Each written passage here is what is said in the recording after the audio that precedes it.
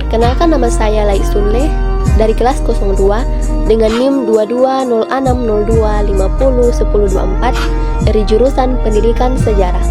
Baik, langsung saja, selamat menyaksikan. Pada video kali ini saya akan memperkenalkan salah satu situs yang ada di Tanah Toraja, yaitu situs Londa. Nah, Londa adalah kuburan masa lampau yang ada di Tanah Toraja untuk kalangan bangsawan.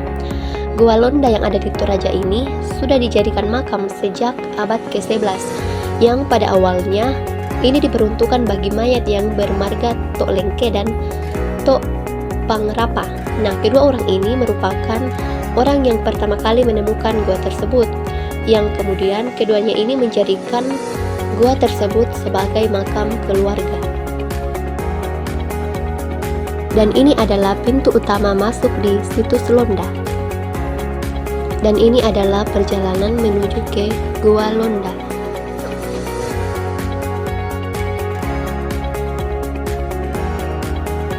Nah, ini adalah pemandangan yang ada di depan Gua Londa.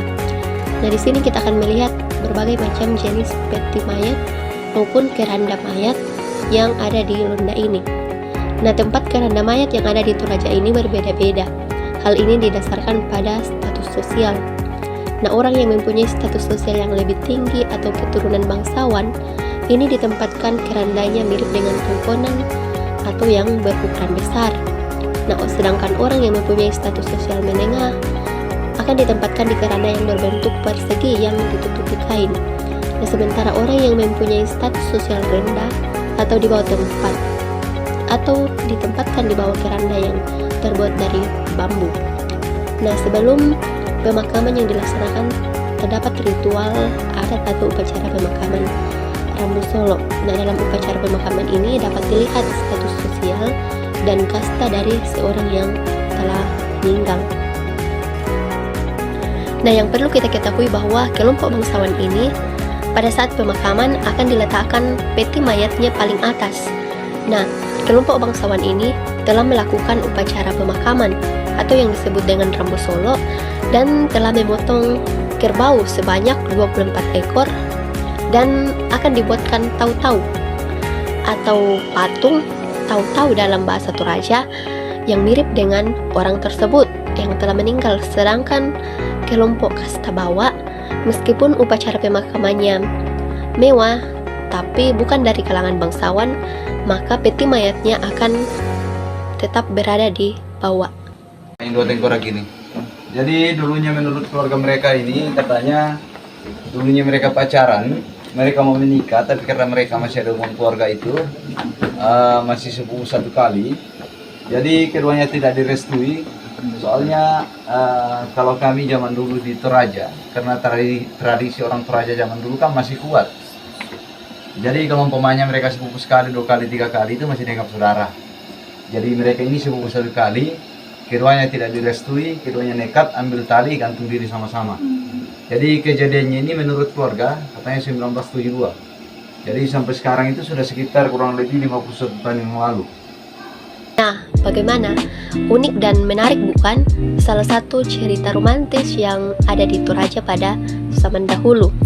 Mereka dijuluki sebagai Romeo dan Juliet versi Toraja. Nah, video ini saya ambil ketika saya melakukan praktek lapangan bersama dengan teman-teman saya yang ada di Toraja. Nah, salah satunya di situs Londa ini.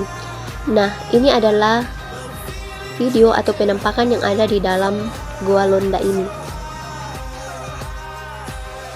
Nah, seperti yang tampak pada video, di sini kita menemukan begitu banyak peti mayat maupun tengkorak-tengkorak orang yang telah meninggal. Nah, di suku Toraja ini memilih mengawetkan jasad keluarga, yang dimana pengawetan ini menggunakan balsem yang diolesi kepada tubuh orang mati dengan menggunakan cuka maupun obat tradisional yang kemudian diberikan kepada mayat agar tidak membusuk lalu tubuhnya menjadi kering. Nah, mayat tersebut kemudian disimpan di dalam peti, lalu setelah dipestakan akan disimpan di liang kubur seperti yang terlihat pada video ini. Kemudian selang waktu yang ada di Toraja ini dikenal dengan upacara Mak Nenek. Nah, upacara Mak Nenek ini dikenal sebagai ritual membersihkan leluhur yang telah berusia puluhan hingga ratusan tahun. Namun, tak hanya dibersihkan, peziarah yang umumnya juga akan memakaikan baju kepada orang yang telah meninggal atau kepada jenazahnya yang sudah diawetkan. Baik, seperti yang telah dijelaskan bahwa di Toraja ada dikenal dengan istilah ritual Mak Nenek.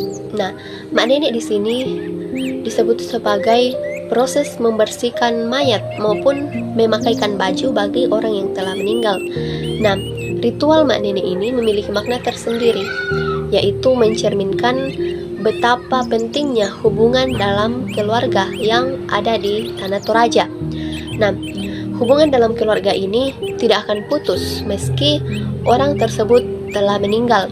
Namun, yang perlu diketahui bahwa dalam Mak Nenek ini, keluarga tetap bisa menengok maupun melihat mayat yang telah meninggal karena sudah diawetkan, meskipun mereka tidak lagi berinteraksi seperti dahulu.